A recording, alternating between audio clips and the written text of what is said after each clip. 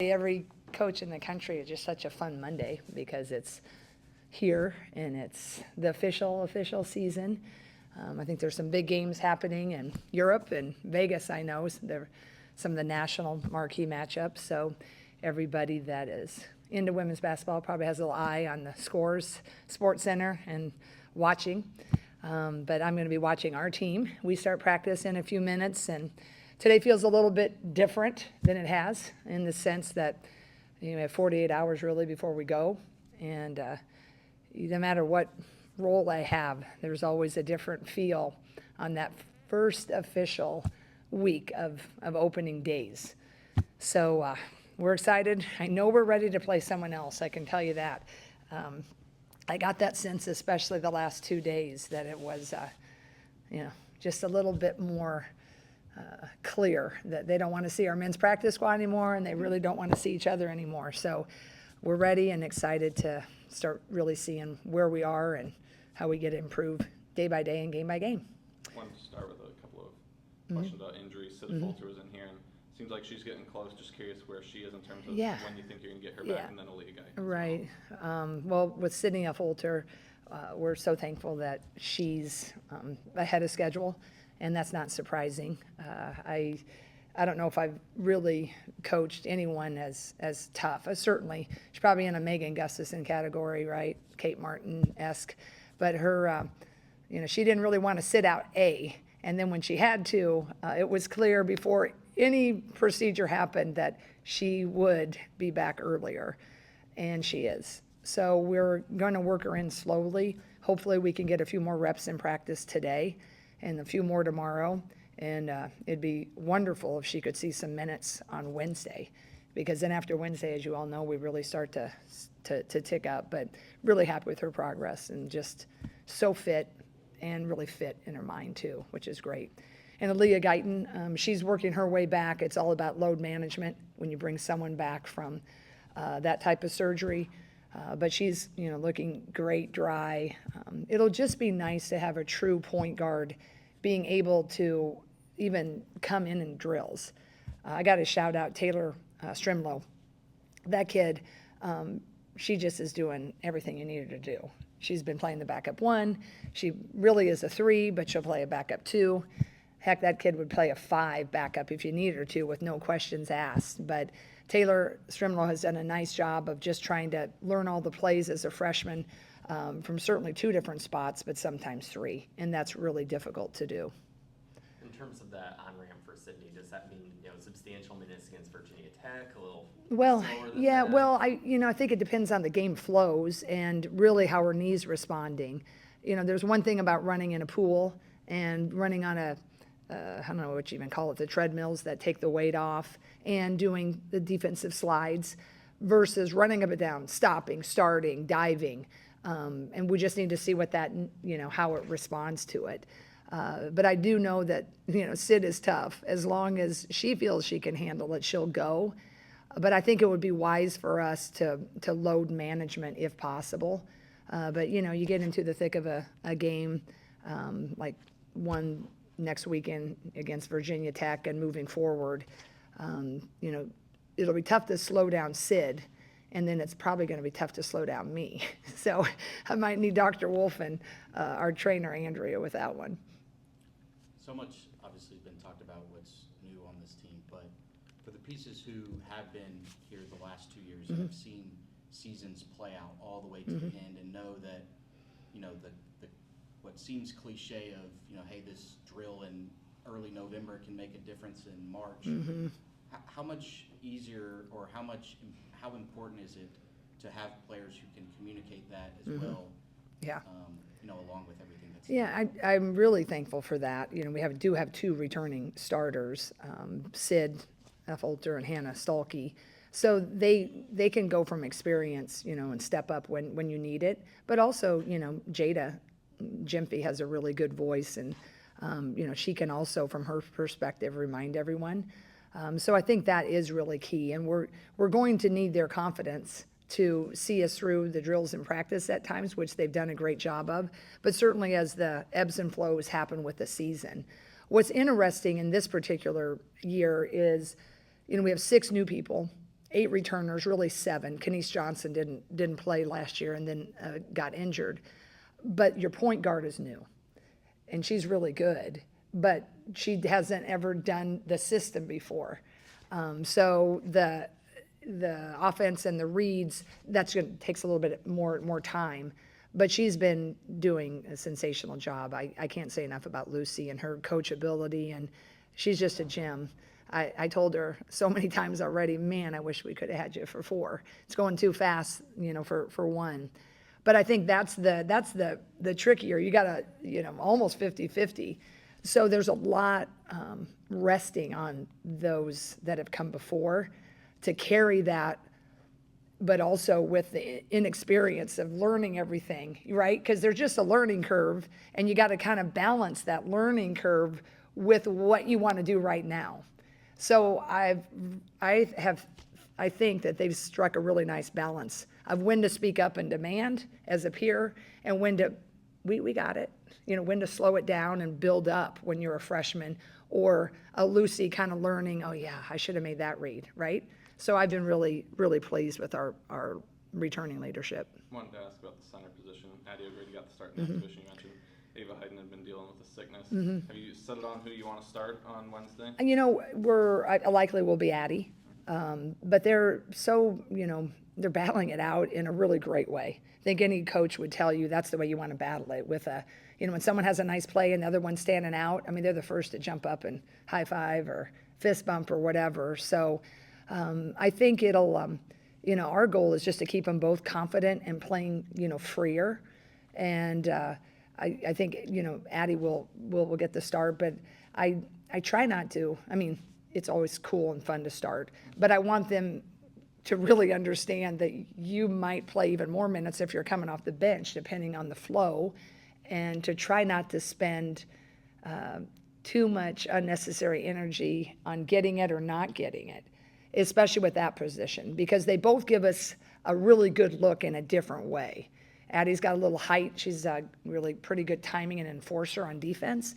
Ava's, really mobile. She can get down that floor, and when she puts it all together, she's, she can be a little different type of matchup. So it's neck and neck, but it's a fun neck and neck, and they're pushing each other and making each other better every day. You guys have had a lot of good centers over the years. You talk about Megan, Monica, even Hannah last year did a pretty good job playing there. What stands out about Ava that, as a freshman, she's already competing to start and play a lot of minutes? She just is kind of naturally has an athleticism about her. She runs. She's got really good hops. She can jump. She can get up and hit the rim, and she can face too. She's got a really nice natural jumper. It just, learning the system, getting her timing of when to kind of circle out and put herself in a position. But she's just pretty quick. She's fast, she's quick. We just are working on the timing, and then kind of releasing her greatness, if you will, and getting to be a lot more aggressive. It's interesting, but posting up, really staying at that block. I think everybody has done a nice job developing her, but the comfortability down there, we just haven't quite got the timing. But I think when she learns that, she's going to be a really tough matchup, because she can also beat you off the bounce. You just haven't seen it yet. You talked about this a little bit after the exhibition game, but what Hannah went through last year, playing at the 5 and dealing with everything that comes with that, while also, dealing with some knee issues. Even if her role is kind of more accustomed to what she's used to this year, how do you feel that experience last year and going through that will pay off this year? Well, I hope that just gives her a lot of confidence, right? Because she handled a really hard thing. I think sometimes the hardest thing is for high school players to come into college is to learn when you got to play when you're hurt a little bit, right? It's like all of us in this room know when you got to go to school, you got to go to work when your head hurts, or maybe your throat's a little scratchy. When you're coming in from high school, usually, there's just a lot more, nursing that happens, because you don't want to go to school with the temperature, and, usually if an ankle is even slightly tweaked, you might miss the rest of practice. We're here, tape it up, let's go, right? And so with it, you know what I'm saying, to a degree. So Hannah had to learn that, right? And kind of like, should I push through this? No, this is too much. I got to take that load off. And we had to kind of, watch her do that. So I think that should give her confidence that she knows how to handle and push through some things and know when to say, I got to hold. And then I think just the success she had playing against the nation's best, whether, she was out driving from the elbow area or she was posting up strong and using her quickness or rim running. So she had a lot of success against every type of post, really, except, Cardosa from South Carolina. And I mean, no one had a whole lot of success with her. But overall, I think she should be playing really confidently. The trick is now she's playing more a perimeter. And I like what we saw the other night. And if we can continue to see that, I think we can comfortably, keep her growing in that 4 spot. But the beautiful thing is in, her versatility, she can still blast down at that block and score at will there too. So fingers crossed, that's what we're hoping. Speaking of Hannah, when I rewatched the exhibition game, I noticed that her 3-pointer in the first quarter, you guys drew up a play to get her that shot. Is that a shot that she's really been working on? Yeah, I feel like, she lost the summer, really. She couldn't really go real hard over the summer. So, I know when she got back, when she could do set shots. So she's been, I know, working on that. But game time, I mean, every athlete will tell you, shooting it with nobody in the gym and then game time. So she has been working on that. And, I think, that was a really big one for her to hit. Had to hopefully help her confidence. You guys had a lot of new faces in the exhibition match, of course, but one that stood out kind of particularly was Tegan Malagini. And just FYI, it's harder. It's Mulaney. Mulaney, sorry. Yeah, no, Yeah, it's because sometimes you want to say Mulaney, but it's Mulaney with the A. So I'll just help her out there because all the years of recruiting, you learn it, right? Yeah. What did you see in the exhibition match from her, and what have you seen so far in her first year, both on and off the court? Well, I just like, her confidence, and she is a really good shooter, as you can tell. And usually you're a good shooter, you just don't think about it. And when she gets on a roll, she can be pretty fun. I've seen her over the high school years and in AAU, the nation, everybody was recruiting her because she has the ability with that really quick trigger. And, if she gets on, she can certainly be, deadly. But, she's a freshman and still learning, the reads and the rolls and all those things. But she's just a competitor. And that whole class is really filled with competitors. But certainly Tegan has been shining this summer. And I think you caught a glimpse of what we hopefully can look forward to from her. What stands out to you about Northern Illinois from what you've seen so far? Well, their coach is a really great person. She's a friend of mine, and I just respect her and her climb. And, she just really does everything the right way. She's, recruits smart and hardworking and, just hard because last year, like all of us, you're scouting us and you think one thing, but then everybody we lost, it's still a lot different. And that's the same thing with Northern Illinois. They like to play motion. They like to push. They can go 5 out. They have some nice screening action. But again, they have a kid that's hurt. We don't know if she's going to be back. They, returned some, lost some. So 11 o'clock today they play.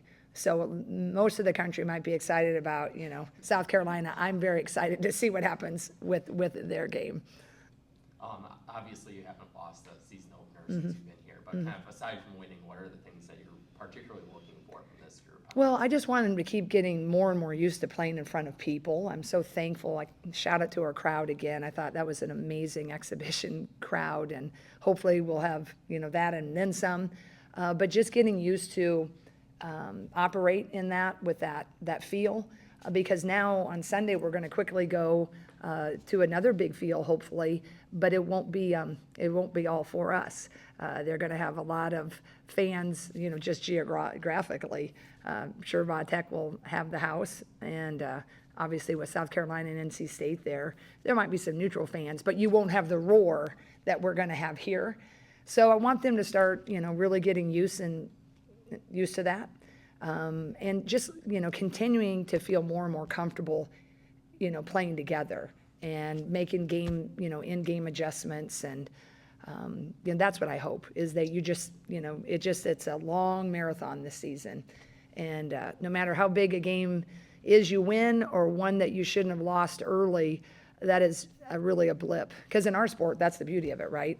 The playoff, for college football playoffs, an early one can really stymie you, right? But with us, if you stay steady and keep improving, you got a lot of games to be able to still take you to where you want to go. So I think getting used to crowds, the flow of the offense and defense, we've done a few different things, and just a confidence and a comfortability. That's what I hope Wednesday gives us. And a win. Yes, last one right Okay. there. On Hannah's three, somebody on the Missouri Western bench was yelling, "Let her shoot it," well before she even got the ball. Is that the kind of thing that makes Hannah improve her game, Yeah. where somebody's doubting her maybe? Is that bring out a competitive Well, drive in her? I think you can, depends on you're wired, right? If you're wired, and that can really just motivate you and tick you off, or if you're sensitive, that can really play with you. What I try to, over the years, there's always and there's game plans. Like a lot of our teams, you have to pick your poison. So that may happen again on this. Do you want Mulaney to shoot it? If she continues that, probably not. If she's in the game with Hannah, you want to really sag off of Lucy? Probably not. If we get our post big enough. So I try to just not, it is what it is. It's a coaching decision. It's an adjustment they've made. And so what I try to is get them to whatever motivates them. And I know them pretty well. I either downplay it or inflate it. Hannah, I think, was just playing her game, right? I'm sure she used it for motivation, but I don't make so much of that. What I make more of is, do your job and what's your role. And,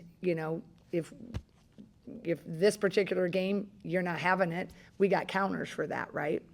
So I don't get so caught up, and I try not to let them, unless, you kind of stir the pot if it's going to help you, or you turn down the temperature if you need it that way. All right, thanks, Jim. Thank you.